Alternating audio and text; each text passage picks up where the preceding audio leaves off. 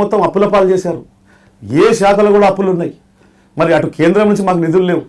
మేము ఇక్కడ నుంచి ప్రజలకు మాట ఇచ్చాం కాబట్టి ప్రతిదీ మేము విడతల వారిగా చేసుకుంటా పోతున్నాం. మాకు 17,000 కోట్లైనా కావచ్చు. మరి మాకెట్లా సాధ్యమైంది? 17లో మీకెందుకు సాధ్యం కాలేదు? మీకెందుకు సాధ్యం కాలేదు? ఈ 17,000 కోట్లైనా మీకెందుకు సాధ్యం కాలేదు? మీకు 10 మ్యాండేటరీ ఇచ్చారు కదా, మీరు ఎందుకు చేయలేకపోయారు? మరి ఆ రోజు లక్ష రూపాయల రుణమాఫీని 5 ఏళ్ళు పెంచుకుంటూ పోతే పాపం రైతులకు వడ్డీకే సరిపోలేదు.